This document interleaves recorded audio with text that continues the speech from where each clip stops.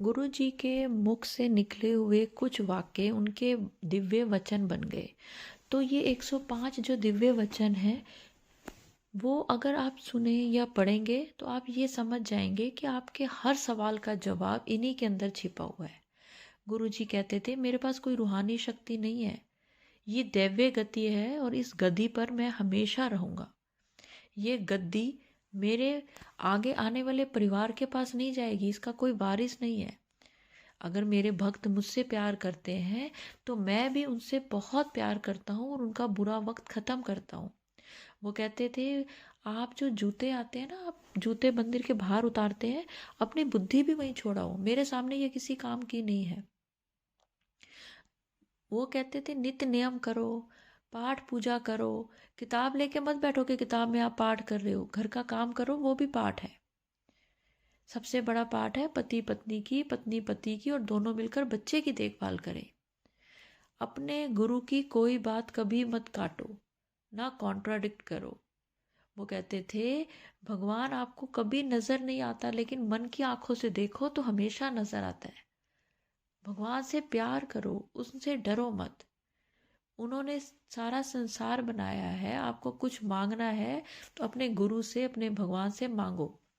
वो कहते थे, एक सदगुरु है जो आपकी सारी बीमारियां अपने ऊपर ले लेता है, सारे दुख अपने ऊपर ले लेता है, तो उसका शुक्राना हमेशा करो।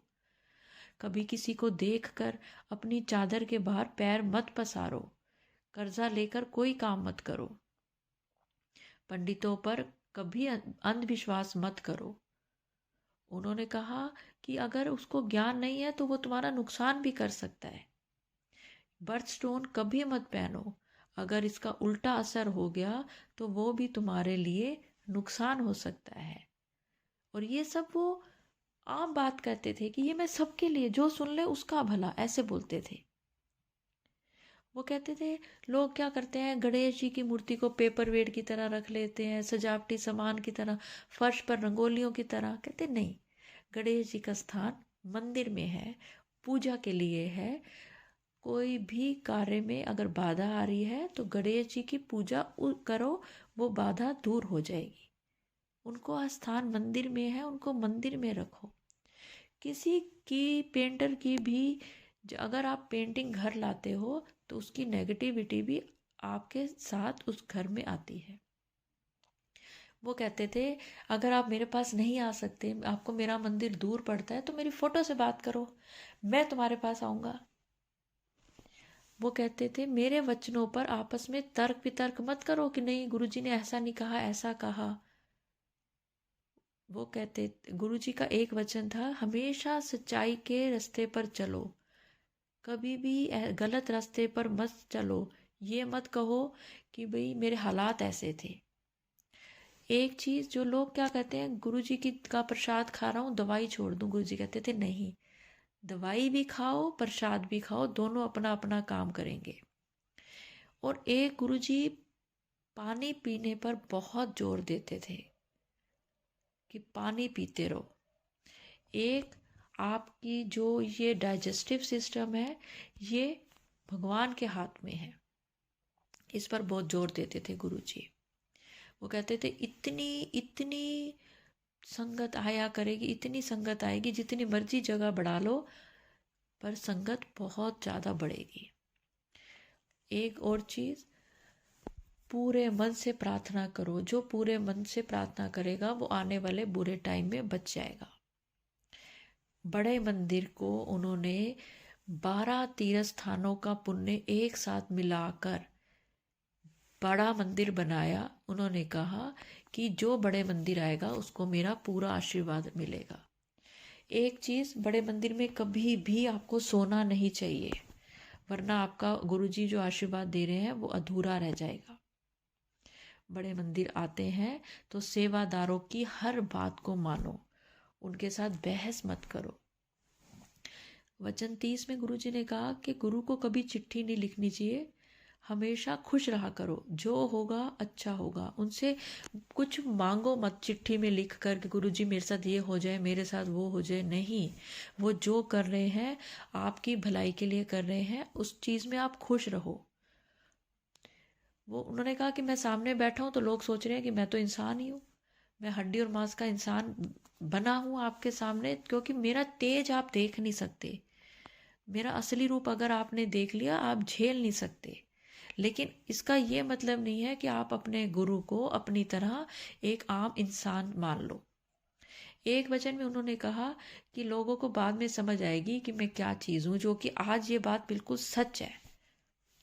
उन्होंने पत्तों पर निर्वाह किया और उन्होंने इतना कुछ किया कि वो हर जगह पर एक उस संगत के पास, उस संगत के पास, ऐसे करके बहुत सारी जगह पर एक ही समय में उपस्थित हो सकते हैं। ये उनके तप का नतीजा है। और सिर्फ पत्तों पर निर्वाह करना कितना मुश्किल होता है। उन्होंने कहा मैं तुम्हें इंसान की तरह नजर आता हूँ, पर जहाँ मैं खड़ा हूँ ना, मुझे वहां से तुम छोटी छोटी चींटियों की तरह नजर आते हो। तुम्हें जरूर मैं आम इंसान लग रहा हूँ सामने से, जैसे एक इंसान होता है, पर मुझे तुम इंसान की तरह नहीं, चींटियों की तरह नजर आते हो। और मैं क्योंकि तुम्हारे माँ बाप की तरह हूँ, और मैं तुम्हारी हर गलती को माफ करने आया हूँ, इसलिए मैं एक इंसान के रूप में आया हूँ। उनके पास इतनी शक्ति थी कि वो सूरज को भी अपने अपनी शक्ति के अनुसार चला सकते थे। बहुत पुरानी जो संगत थी, उन्होंने इस चीज का प्रमाण भी दिखाया। सत्संग सुनिए आप पुराने, आपको पता चल जाएगा। गुरुजी कहते थे सूरज अब बुढ़ा हो चुका है, सूरज को जल चढ़ाया करो। वो इस पे जोर देते थे कि सूरज को जल चढ़ाया करो। गुरुजी ने एक बार बोला धरती पर बहुत पानी बढ़ जाएगा, ग्लेशियर्स पिघलेंगे, बाढ़ें आएंगी, बहुत पानी बरसेगा। और हुआ भी है बहुत कुछ। गुरुजी को ना पेड़ काटने बहुत बुरे लगते थे। वो कहते थे पेड़ा नु ना कटिया करें, क्योंकि यही पेड़ ही हमें सांस देते हैं। गुरुजी ने कहा मेरे पास आने का रास्ता आसान नहीं है। लोग सोचते हैं बस गुरुजी का नाम ले लिया, हम गुरुजी के संगत बन गए। गुरुजी पूरी नींबू की तरह निचोड़ते थे। उसके बाद भी अगर कोई पूर्ण तरह से आत्मसमर्पण करे, तभी वो गुरुजी को पा सकता था, गुरुजी की संगत बन सकता था। फिर गुरुजी कहते थे कि कोई मेरी तरफ 1 कदम बढ़े, मैं उसकी तरफ 100 कदम बढ़ता हूँ। एक चीज और गुरुजी कहते थे, लंगर और चाय प्रसाद तो तुम्हारी दवाई है और सब रोगों को ठीक करती है। इसे प्रसाद की तरह देखो, ना कि इन्हें बनाने वाले पदार्थों की तरह। लंगर और चाय प्रसाद तो तुम व्रत में भी खा सकते हो, और जब परिवार का कोई एक सदस्य भी लंगर और चाय प्रसाद खाता है तो घर के बाकी सदस्य, चाहे घर पे हैं, अस्पताल में हैं, सबको मेरा आशीर्वाद मिलता है। लंगर और चाय प्रसाद में मेरा आशीर्वाद होता है। उसे वैसे तो बड़े मंदिर में पूरा खाना चाहिए, कुछ बचना नहीं चाहिए। अगर आप यहाँ खाओगे तो दवाई है, और अगर तुम घर लेकर जाओगे तो ये मिठाई है। लंगर प्रसाद को अगर आप घर ले गए हैं तो उसको दोबारा कभी भी गर्म करके नहीं खाना चाहिए। प्रसाद जैसा मिले है उसको वैसा ही खाना चाहिए। मेरे आशीर्वाद देने के बड़े तरीके, उनमें से एक सत्संग करना भी है। जो सुनाता है उसका भी भला होता है, और जो सुनता है उसका भी भला होता है। गुरुजी अपने द्वारा किए गए कल्याण को सबको सुनाते थे। वो कहते थे जो मैंने कल्याण किए, खड़ा हो, सुना, इसको सुना, इसका भी कल्याण हो। उसको खड़ा, वो अपनी संगत को खड़ा करके जो उन्होंने कल्याण करे हैं वो सुनाने के लिए बोलते थे। गुरुजी कब और क्या कल्याण करते हैं जरूरी नहीं कि हमें पता हो। कई बार हमें लगता है कि हमारे साथ गलत हो रहा है, लेकिन वो गलत भी हमारा कल्याण करके ही जाता है।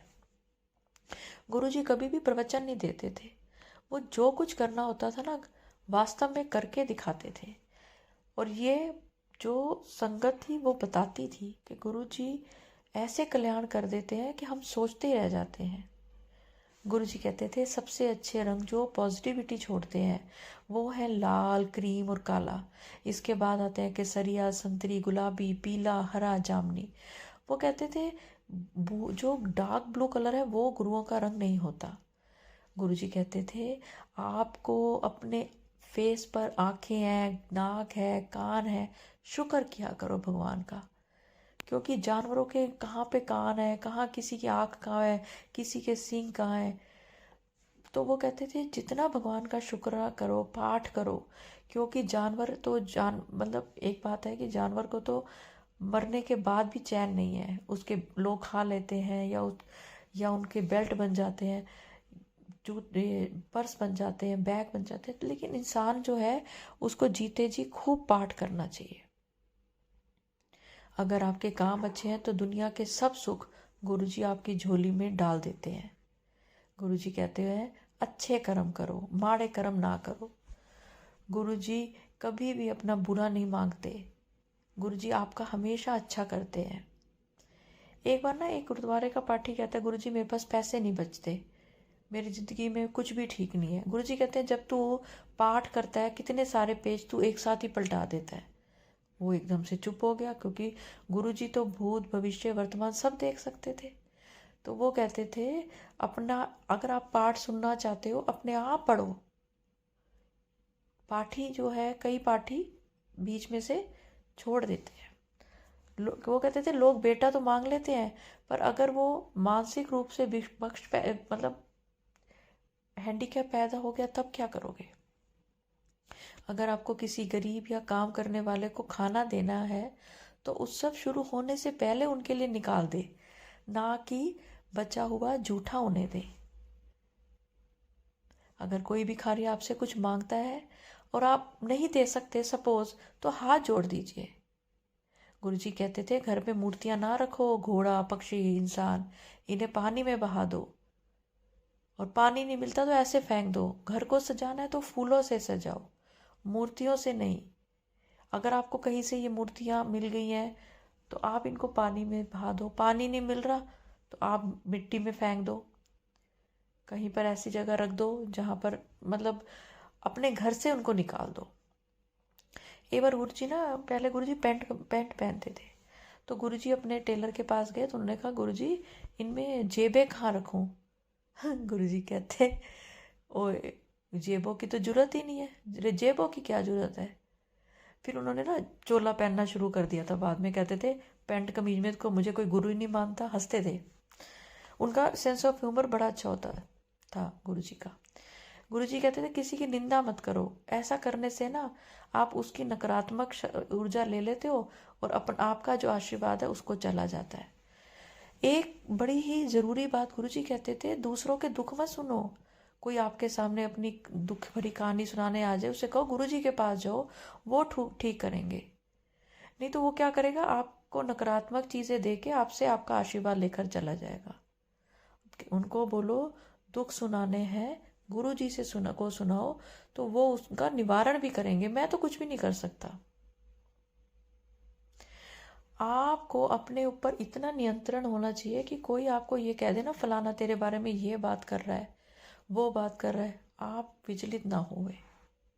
प्रार्थना और पाठ हमेशा इतनी शांति से करें कि आपके पास जो इंसान बैठा हुआ है उसको भी ना पता चले। एक हाथ से दान दें तो दूसरे हाथ को भी दान का पता ना चले। प्रार्थना पाठ दान इन पे वो बहुत जोर देते थे। नागफनी और बोनसाई जैसे पौधे घर में रखने से गुरुजी मना किया करते थे। वो कहते थे अगर आपने कोई सेवा करनी है ना तो उसमें कोई भी आपका स्वार्थ नहीं छुपा होना चाहिए। अगर आप किसी स्वार्थ से सेवा कर रहे हैं तो वो फिर सेवा नहीं है, फिर तो आप अपना स्वार्थ की पूर्ति कर रहे हैं। अपने जो डेली के काम है उनको करने से किसी का अगर भला हो जाता है तो इससे अच्छी और कोई बात ही नहीं हो सकती। और जो गुरु होते हैं वो कहते हैं वास्तविक गुरु तो अपनी पहचान बताते ही नहीं है कि मैं क्या हूँ, उनकी पहचान उनकी संगत कर लेती है। रात को 2 बजे एक बार गुरुजी बैठे थे और गुरदास मान जी का एक गाना रातों को उठ उठ कर चल रहा था, और तब उन्होंने कहा ये बहुत ही अच्छा गाना गाता है। गुरुजी के ना शरीर से एक चंदन जैसी खुशबू निकलती थी, पर वो हर किसी को नहीं पता चलती थी।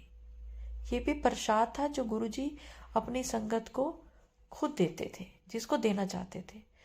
और गुरुजी जो ये खाने पीने की चीज़ों में मिलावट होती थी ना, इनसे बहुत ही ज़्यादा परेशान थे। वो कहते थे टमाटर भी नहीं खा सकते, टमाटर को भी इंजेक्शन देके स्प्रे देके बनाया हुआ है।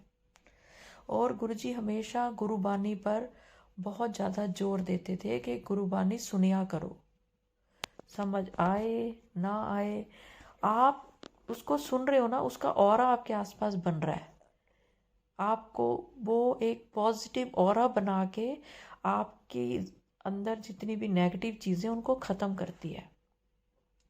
गुरुजी ना संगत को उठा के कहते थे उठो नचो, चलो उठो नचो, क्योंकि जब आप गुरुजी के सामने नाचते हो तो गुरुजी आपकी पूरी बॉडी का एक्सरे कर लेते हैं और आपकी जहाँ जहाँ बीमारियां हैं उनको दूर कर देते हैं, कर देते थे भी और आज भी कर देते हैं। गुरुजी कहते थे शिव पुराण पढ़ा करो, वो कहते थे भगवान से उतना पैसा मांगो जिससे आपका परिवार चले। वो कहते गुरुजी कहते थे लोग इतना पैसा मांगने ने करते कुछ नहीं है, 30% भी यूज़ नहीं करते, इसलिए हमेशा भगवान से प्रार्थना करो जितना मेरे परिवार के लिए हो पूरा हो, उतना हम मुझे दो। गुरुजी के सामने प्रार्थना करके अपने कर्मों की माफ़ी मांग लेनी चाहिए, उन कर्मों की भी जो आपको नहीं पता कि आपने कुछ गलत करे भी हैं कि नहीं करे। बस आप ये कहो गुरुजी मैंने कुछ गलत किया है, मुझे माफ़ कर दो, जाने अनजाने मुझसे जो गलती हुई है आप मेरे को बैठे हो, माफ़ कर दो गुरुजी, हम आगे से ऐसी गलती नहीं करेंगे, अपने कर्मों पर ध्यान देंगे। और गुरुजी इतने प्यारे हैं, इतने अच्छे हैं कि वो हमें माफ़ करने में ज़्यादा टाइम नहीं लगाते, बहुत प्यार करते हैं। आपका अपने गुरु के लिए प्यार ऐसा होना चाहिए कि सोते जागते अपने दैनिक कार्यों को करते वक्त भी अपने गुरुओं को याद करो, गुरु को याद करो, मंत्र जाप करो, शुक्राना करो, जय गुरु जी आने जाने वाले को बोलो, हर समय आपके मुंह में मंत्र जाप चलता रहे, खाना बना रहे हो, काम कर रहे हो, कुछ भी कर रहे हो, जरूरी नहीं मंदिर में बैठ के ही करना है, जहाँ बैठे हो वहीं करो। एक दिन मैंने गुरु जी से पूछा मोक्ष मिलता है? गुरु जी ने जवाब दिया जो चंगे कर्म करें उसको मिलता है, यानी कि जरूर मिलता है। माड़े कम्मों से पीछे रहो, अच्छे काम करते रहो, आपको मानव जीवन मिला है, आप सब कुछ कर सकते हो, पाठ कर सकते हो, पूजा कर सकते हो, अच्छे कर्म कर सकते हो, सब किसी का भला कर सकते हो। गुरुजी ने कहा मैं तुम्हें परिवार का उत्तरदायित्व निर्वाह के साथ साथ प्रार्थना के मार्ग पर चलना भी सिखाने के लिए आया हूँ। मैं एक रसिक बैरागी हूँ, आप परिवार में भी रहो, आप प्रार्थना भी करो, परिवार में रह के कैसे प्रार्थना करो मैं तुम्हें ये बताता हूँ। मैं ये कभी नहीं कहता कि परिवार को छोड़कर आप मंदिरों में आओ, आप अपने गृहस्थ जीवन में रहकर अपने परिवार के उत्तरदायित्व को निभा कर आप मुझे पा सकते हो। सच्चे मन से आप अपना जो रिस्पॉन्सिबिलिटी मिली है उसको आप पूरा करो और मेरा नाम जपते रहो, मंत्र जाप करते रहो। उन्होंने कहा मैं सृष्टि के कामों में कभी हस्तक्षेप नहीं करता, लेकिन अगर कभी गुरु अपने किसी भक्त पर मेहरबान हो जाए तो सृष्टि का लिखा मिटाकर नया लेख भी लिख सकते हैं। यानी कि अगर आप अपने गुरु पर विश्वास करते हैं तो गुरु आपके विश्वास पर खरा उतरने के लिए अपनी संगत के अच्छे कर्म देखते हुए सृष्टि का लिखा हुआ भी मिटा देते हैं। अगर कुछ किसी के साथ कुछ बुरा घटने वाला है, किसी के परिवार में कुछ अनिष्ट होने वाला है, पर अगर वो गुरुजी की अच्छी और सच्ची संगत है तो गुरुजी उनका बाल भी बांका होने नहीं देते। गुरुजी ऐसा कर देते हैं कि उनके साथ उनके परिवार का भी भला हो जाता है। तो हमेशा अच्छे कर्म करके ही गुरुजी को अपनाओ, गुरुजी का नाम लेना, गुरुजी की गद्दी अपने घर पे लगाना, गुरुजी का स्वरूप लगना, इससे ज़्यादा अच्छा है गुरुजी के सामने अच्छे कर्म करना। गुरुजी जो बात कह देते थे पत्थर की लकीर की तरह थी, यानी कि गुरुजी के मुंह से जो बात निकली वो तो होके ही रहनी है।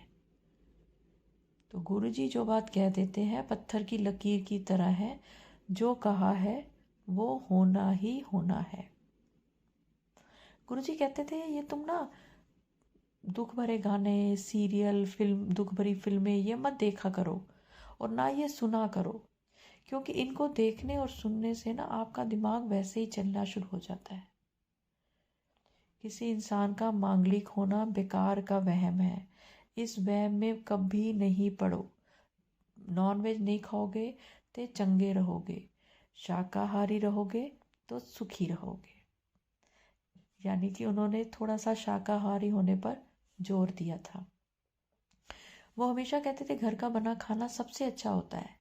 बाहर का खाना किस भाव से बनाया गया आपको नहीं पता। और आत्महत्या करना तो महापाप है, सोचना भी महापाप है। आत्महत्या के बारे में कभी मत सोचो, ये समय भी टल जाएगा। जब गुरुजी से किसी अन्य पवित्र धार्मिक स्थान के बारे में पूछा गया तो उन्होंने कहा अजमेर शरीफ सच्चा और पवित्र धार्मिक स्थल है।